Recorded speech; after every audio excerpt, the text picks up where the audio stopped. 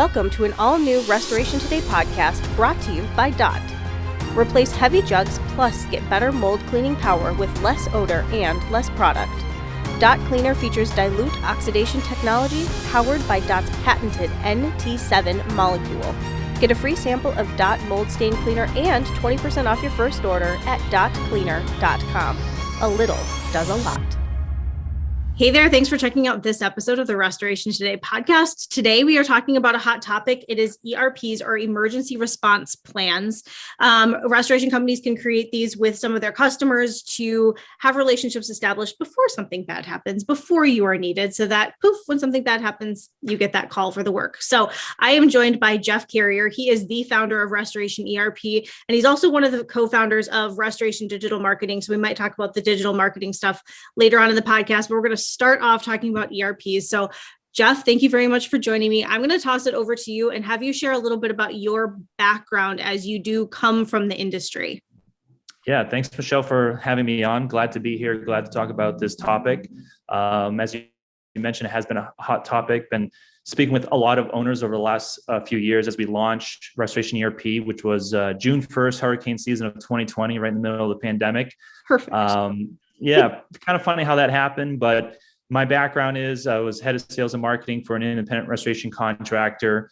So I was familiar with everything kind of online marketing, as well as boots on the ground marketing, as well as managing salespeople. So I had a lot of experience and background there for about 7+ years until we, as a company, the restoration company launched digital marketing services for other companies across the country. And that's where we I had listened to a lot of owners. They want more commercial work, more water, more commercial work. It's just like, it's the consistency right there. And so I figured, it eventually came to a boiling point where, I worked with a developer. We developed a product that, from my experience, going out, doing sales calls, executing these, managing people, I kind of knew what I kind of had a feeling on what independent restoration contractors would want out of a program like this, kind of bring the ERPs to the next level, to the 21st century. And then, that's where Restoration ERP was born.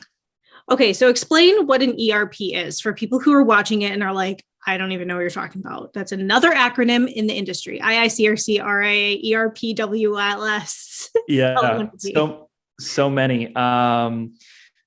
ERPs, and they go by many names, different organizations call them, code reds or preps or whatever. And, they're all essentially the same.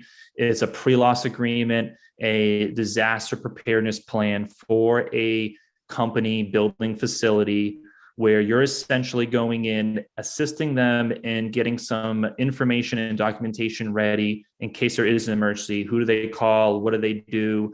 Allows the restoration company to be a little bit better prepared in response. They know the floor plans. Maybe they've done a sketch of the layout. And that way, quote unquote, they can help minimize costs and disruption and time, turnaround time. In return, typically that's where the pre-loss agreement comes in. The building, the facility engineer and building company will agree to use you on, or at least place you as their first phone call for any disaster-related needs. So it's a little bit of a upfront cost and initiative from the restoration company, and then you're looking for that commitment long term. So who are you finding within a restoration company is typically approaching these entities for this contract? Is it normally a business development person? Is it a project manager? Is it a GM, owner, all of the above? Yeah, I mean, there's definitely different roles that I've come across with Restoration ERP, with people trying to do them. I found to be the best is when you have a truly dedicated business development / salesperson in a role that is, doing the proper prospecting, outreach, setting up the meetings, doing the walkthroughs, et cetera. Everyone else that you kind of described just has other things on their plate that, even if you are the owner, even if you are the project manager, maybe you are in front of these people, but you have a lot more task related things to do that would take away from having a properly and more successful ERP program. So do you need to be kind of a certain size company to start offering ERPs, have kind of certain departments and things in place before you offer them? Maybe not just, you and maybe a couple other people? Yeah, so I would think the base minimum is got to be a full-time salesperson. Now, just because you have one salesperson still might not mean this might be the best for you, because you might choose, hey, I want this person to go after insurance. I want this person to be developing plumber relationships. But I would say at least one person that could commit a minimum of 50% of their time. It doesn't have to be 100 depending on your market, to the ERP process, because there's a lot of steps in it. And if you're the company, you really want it to be successful. So that has kind of a range in terms of when people start hiring their first full-time salesperson. But I would say it starts right around then. So what does a properly kind of set up ERP look like? What are some of the components in it that it needs? So one of the good things about the ERP process, in my opinion, and compared to other strategies when it comes to marketing and sales in the restoration industry, is that there is a little bit of a process and flow that's kind of designed into it, and a little bit of a yes or no. And if anyone's ever tried to manage salespeople, they'll understand where I'm coming from, like I have, which is nice because I did it myself, but also managed salespeople. And one of the worst things to hear is, "Oh, I had a great lunch. They're going to call us on the next call." And that's it. That's all you have to go off of. Well, with the ERP, you have a few steps in the process that's kind of defined, which is nice for, again, you and the salesperson if you're the manager. And that is, you have your prospecting, your outreach process. You're scheduling your demo and presentation is kind of like step 2. Step 3 is kind of the close, and you get that yes or no. And then if you get the yes, you go on to the walkthrough and the onboarding phase, which is relatively self-explanatory, easy. If you ever heard a restoration company say, if we get the call and we show up, we're going to close it. After that, restoration companies are great at walking through facilities, collecting data. And then if you get a no problem. Well, now guess what? The salesperson doesn't have to call on them every other month asking if something happened, trying to take them out to lunch every other month, every 3 months. And so then you can put that company, that organization on the back burner, maybe ask them if they could follow up next year. And you'd be surprised how many times they still call you, because you've kind of gone through this professional sales process that's consistent and it's repeatable. Okay. So what puts companies ahead of the competition in their market offering ERPs? Like, say you have, just as an example, like an ATI and a Blue Sky in a market, and they are both offering ERPs and they are both going in. I have no idea how either of them do it. So we're not calling anybody out here, but like, what makes the difference between, closing one and not closing one? That's a great question. And a lot of it is going to be, if they're both targeting the same organization, it really comes down a lot of the times to the organization. When I'm speaking to our owners, you'll get a lot of organizations and people that are in a position, a decision maker position. Either, they're very type A, they've got very good control on their building, they've got good budgetary things set up. And so having a plan in place is either already in place or they see the value in it right away. Now, in order two companies are kind of going in there and offering a very similar product, it's going to be very difficult. And that's kind of where we started. That's where we built Restoration ERP for, was to take it from the paper and binder strategy that even in some of the largest organizations, which kind of surprised me, we intentionally did this for just independents, but we're really seeing a lot of buy-in from even franchises because they didn't have an online cloud-based solution. So I think that could be one way that you could easily separate yourself, is having some kind of online solution in this day and age where you want the company, the facility to access their information 24/7 from any device.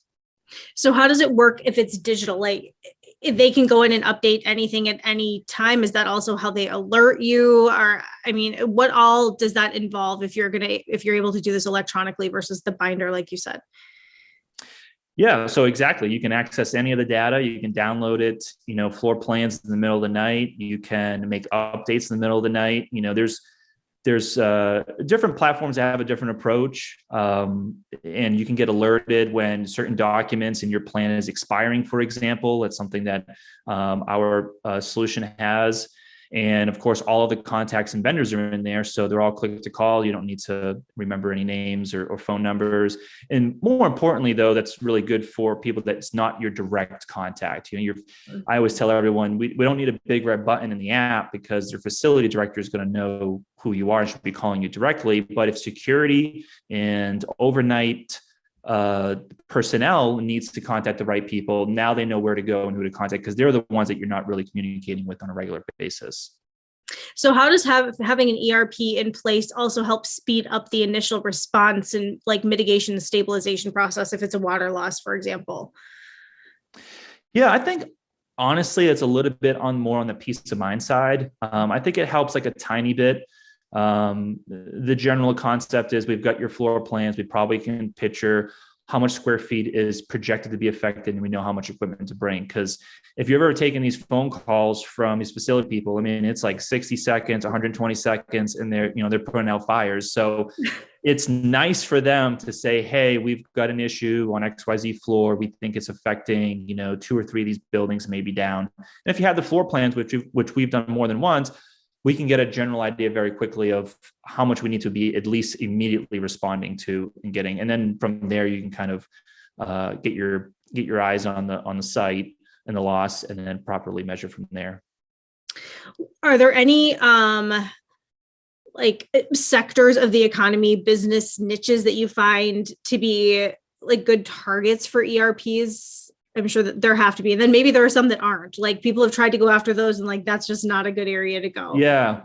So one that's a really hot one right now is assisted living. From what we're hearing and seeing is that all assisted living facilities are basically, again, mandated to have a plan in place, some kind of plan on paper there. So we're seeing that across the board. We've got clients that, for example, working with some large assisted living facilities where they have a 165-page document. That's their plan. It's a national assisted living facility, and it's 165 pages. It's not dynamic at all.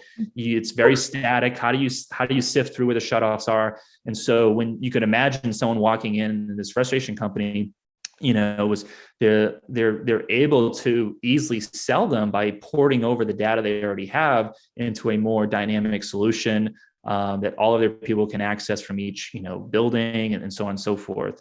So assisted living facilities right now are very hot. Hospitality works very well. I like to say that a lot of facilities that probably have a facility manager, but rely on their vendors a lot are going to be a key, like commercial property managers. Those are probably the top 3. And something like municipalities are probably a little bit more difficult. They don't like agreements. It's the city stuff. So, for one, it's probably not super ideal. It would be that. Got to bring that before boards, get it approved, all the things. Although I guess maybe some other entities are the same, but yeah, if you have boards too, for sure. Yeah.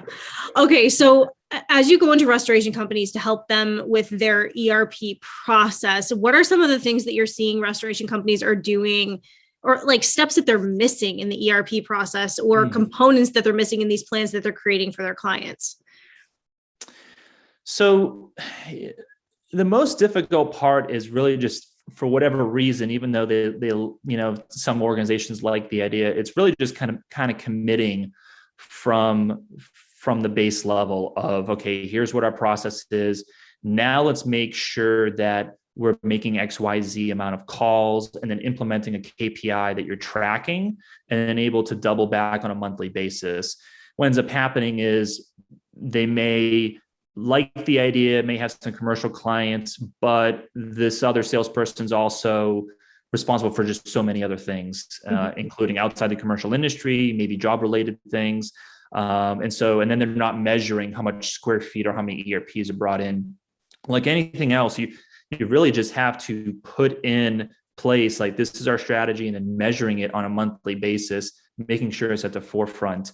A lot of them don't have really any of the documentation, to be honest. If they're new, they don't have, and as you could imagine, why would they? They don't have what an ERP agreement looks like, a pricing template. They don't have questions to be asked on the walkthrough, an ERP checklist to be collected, data to be collected.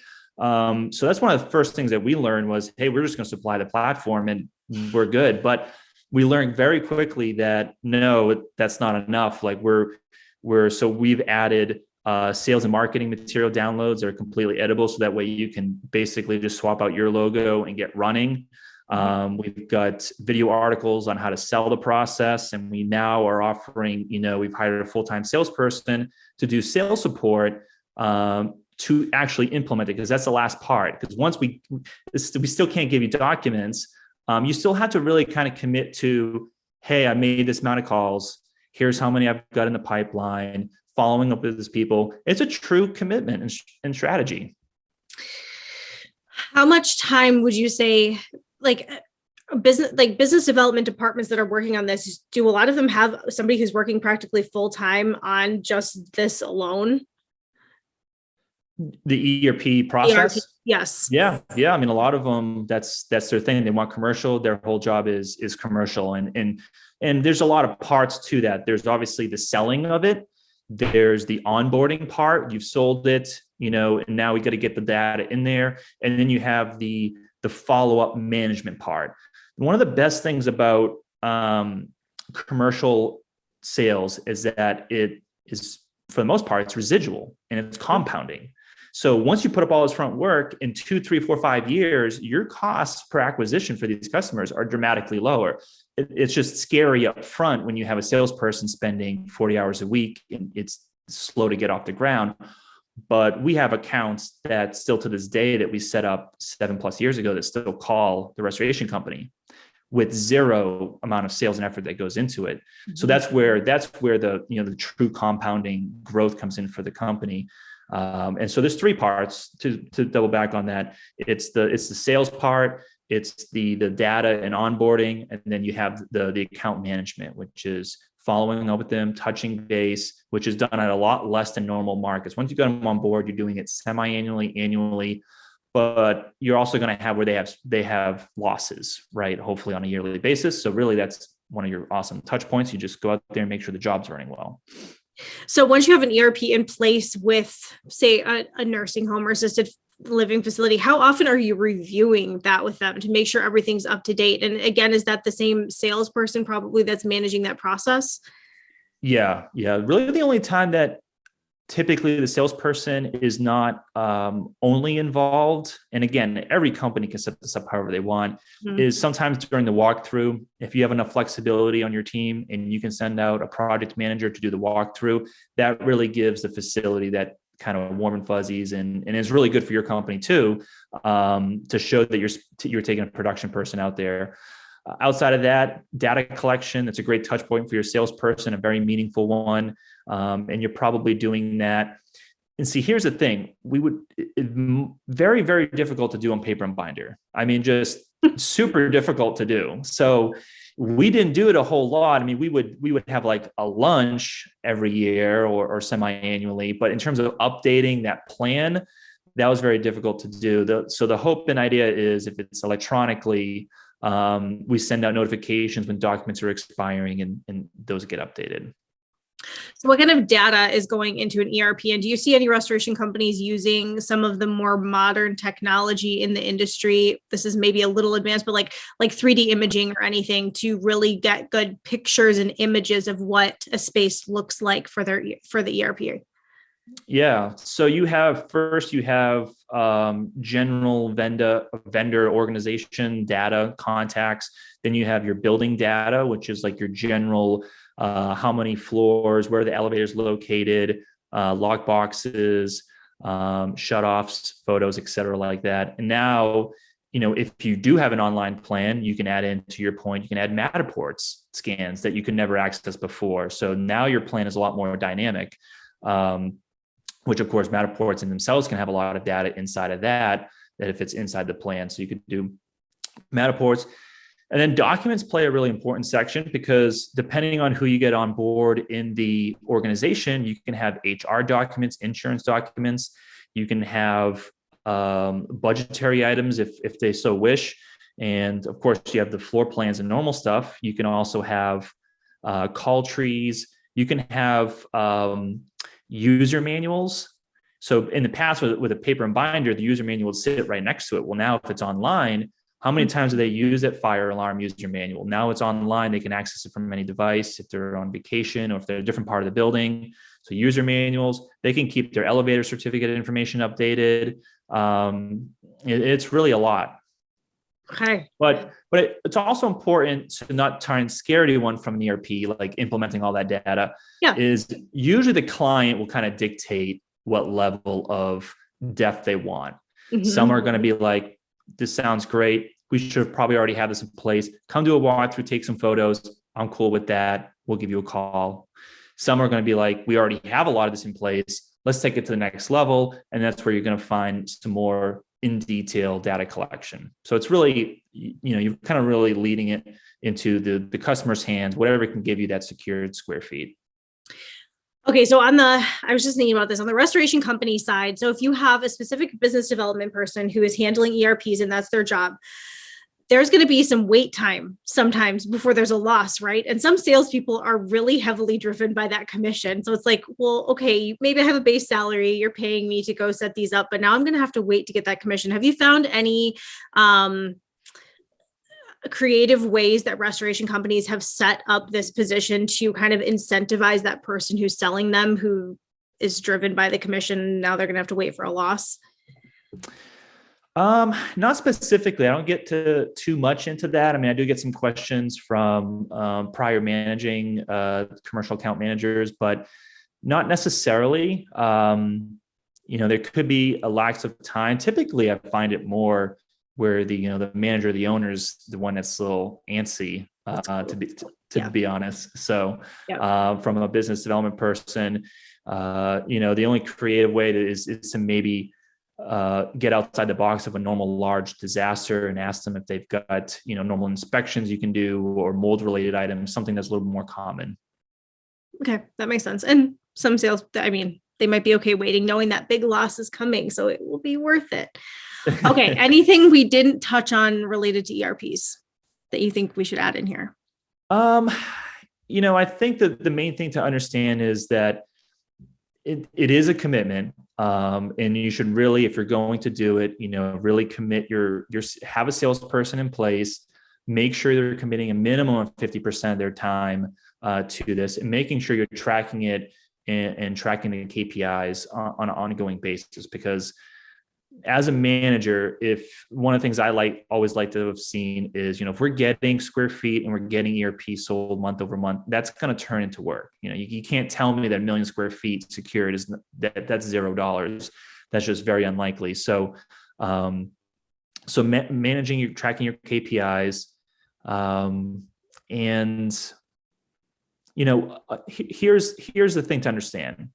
If you're going after commercial work, and I kind of wrote this in this article that I wrote for you in explaining, it's really hard for salespeople to just walk in back to your question about ATI and Blue Sky. It's really hard for them to walk in the front door, just ask for a lunch, tell them how different they are because they respond quickly. They do this or that differently. They've been around in the business for a while. These facility managers, for whatever reason, they see a lot of the restoration companies, water damage cleanup companies, very similar. You have to show up with the value added approach. And it could be ERPs.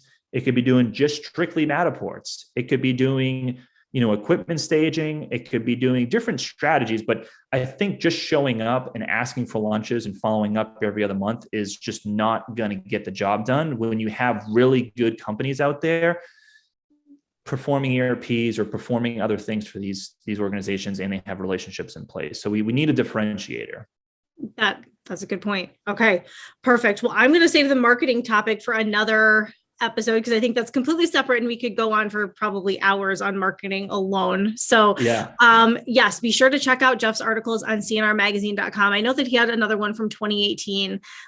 He's on SEO and other topics. So be sure to check those out along with this one. Thank you, Jeff, for your time. I really appreciate it.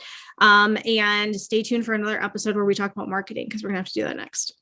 Awesome. Thanks, Michelle. For more Restoration Today, visit our website, cnrmagazine.com, or find us wherever you get your favorite podcasts.